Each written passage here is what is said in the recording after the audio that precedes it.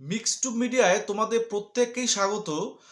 তোমরা দেখো যারা first year GNM, second year GNM এবং থার্ড ইয়ার জিএনএম এ পরীক্ষা দিয়েছিলে, তোমাদের ডব্লিউবিএনসির আন্ডারে তোমাদের যত প্রাইভেট কলেজ বা গভর্নমেন্ট কলেজ রয়েছে তাদের প্রত্যেকে কিন্তু রেজাল্ট পাবলিশড হয়েছে। গতকালকের একটা ভিডিওতে আমি সেটা কিন্তু বলেছিলাম যে গতকালকে 12 তারিখে তোমাদের রেজাল্ট পাবলিশড হয়েছে এবং তার প্রভিশনাল যে লিস্টটা, প্রভিশনাল যে রেজাল্ট সেটাও কিন্তু ওয়েবসাইটে পাবলিশ করা হয়েছে।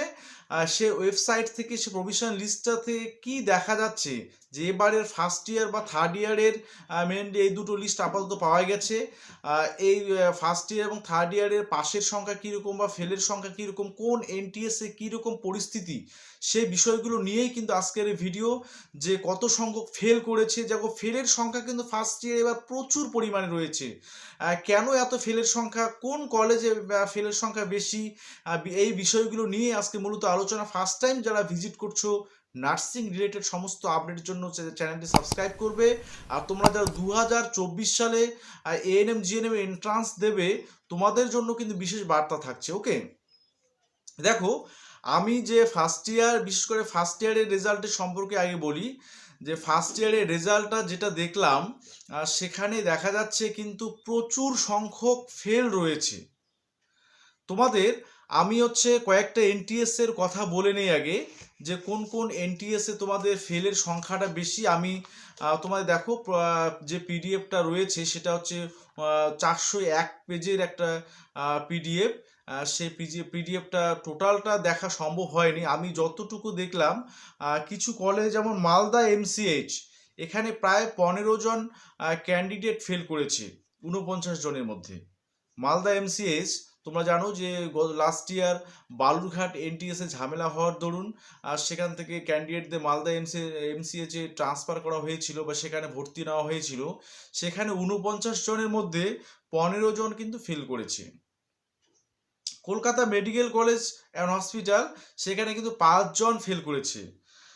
এমজেএন কোচবিহার, সেখানে 7 জন ফেল করেছে। বাঘাযতীনে মেলদের ক্ষেত্রে তোমাদের দুটো সরকারি কলেজ ছিল, অশোকনগরে প্রত্যেকে পাশ করেছে, কিন্তু বাঘাযতীনে 3 জন ফেল করেছে। ছেলেদের মধ্যে 3 জন কিন্তু বাঘাযতীনে ফেল করেছে।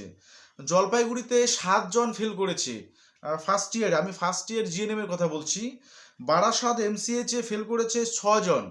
এরকম তোমরা দেখবে যে লিস্টটা, সেই লিস্টে প্রচুর সংখ্যক ফেল রয়েছে গভর্নমেন্ট কলেজগুলোতেও।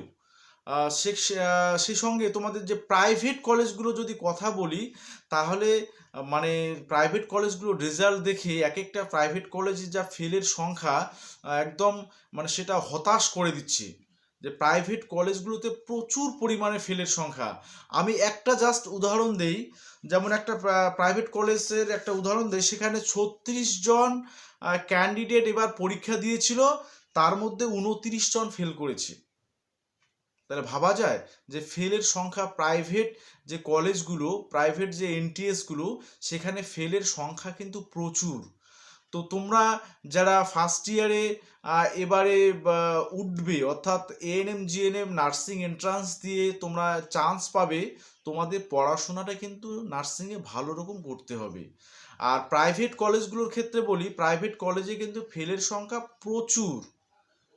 মানে তোমরা যদি একবার লিস্টটা দেখো, তাহলে সেই লিস্টে যে ফেলের সংখ্যা, মানে দেখে তোমরা সকলে অবাক হয়ে যাবে যে প্রাইভেট কলেজগুলোতে কত পরিমাণ ফেল করছে।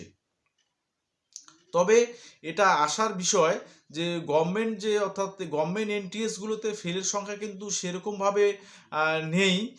ওই 5, 7, 10টা করে কোনো কোনো এনটিএসে, বা মালদায় যেমন 15টা ফেল করেছে, বাকি এনটিএসগুলোতে মোটামুটি ফেলের সংখ্যা বেশি বেশি একটা নেই। আর অন্যান্য যে প্রাইভেট কলেজগুলোতে, সেখানে কিন্তু দেখা গেল কোথাও 50 জন যদি এক্সাম দিয়েছে, সেখানে 40 জনে ফেল করেছে। মানে এইরকম একটা পরিস্থিতি এসে দাঁড়িয়েছে। তাহলে জিএনএম এ পড়াশোনা তোমরা যখন পড়াশোনাটা করবে অবশ্যই তোমাদেরও ভালো করে পড়তে হবে। আর তোমরা যারা এবারে ফার্স্ট ইয়ার বা সেকেন্ড ইয়ার কোয়ালিফাই করলে তোমাদেরও উদ্দেশ্য বলছি, তোমাদের কিন্তু পরবর্তীতে পড়াশোনাটা আরও ভালোভাবে করতে হবে, ভালোভাবে পার্সেন্টেজটা নিয়ে আসতে হবে, যাতে তোমরা কেউ ফেল করে না যায়। কারণ ফেল যদি করো, বা থার্ড ইয়ারে, যেমন থার্ড ইয়ারে অনেকেই পাশ করেছে বেশিরভাগই, তবে কয়েকটা এনটিএসসির ক্ষেত্রে দেখি 2-3 জন করে ফেল করেছে, তাদের কিন্তু একটা 6 মাসের একটা মানে গ্যাপ থেকে যাচ্ছে, বা 6 মাসে তাদের আবার নতুন করে পরীক্ষা দিতে হচ্ছে, আবার তাদের অনেকটা দেখা গেল তাদের ইয়ার গ্যাপেই হয়ে যাচ্ছে। অর্থাৎ তারা দেখা গেল পুরো এই 1 বছরে তাদের নষ্ট হয়ে যাচ্ছে। তো এই বিষয়গুলো কিন্তু মাথায় রাখতেই হবে। তোমরা যারা 2024-এ এএনএম জিএনএম দিয়ে জিএনএমে বিশেষ করে অ্যাডমিশন হবে, তোমাদের ক্ষেত্রে তোমাদের উদ্দেশ্যে বলছি, যে এএনএম জিএনএমেও কিন্তু পড়াশোনাটা ভালো করে করতে হবে। তাহলেই তোমার পার্সেন্টেজটা যেমন ভালো করে আসবে, ভালো মতো আসবে, তুমি পাসও করে যাবে।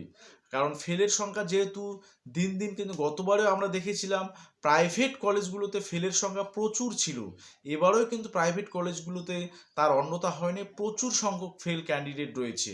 আর সেই তুলনায় গভর্নমেন্ট কলেজগুলোতে ফেলের সংখ্যাটা একটু কিছুটা হলেও কম, বা অনেক কম। ঠিক আছে, তো আজকে এইটুকু ছিল ভিডিও। যদি কারো তোমাদের পিডিএফটার দরকার হয় তাহলে অবশ্যই আমাকে হোয়াটসঅ্যাপ করবে। আমার নাম্বার তোমাদের ডেসক্রিপশন বক্সে দেওয়া থাকবে। যদি কারো লিস্টের দরকার হয় তোমরা লিস্টটা কিন্তু আমাকে হোয়াটসঅ্যাপ করলে পেয়ে যাবে। ঠিক আছে, সকলে ভালো থাকবে এবং সুস্থ থাকবে।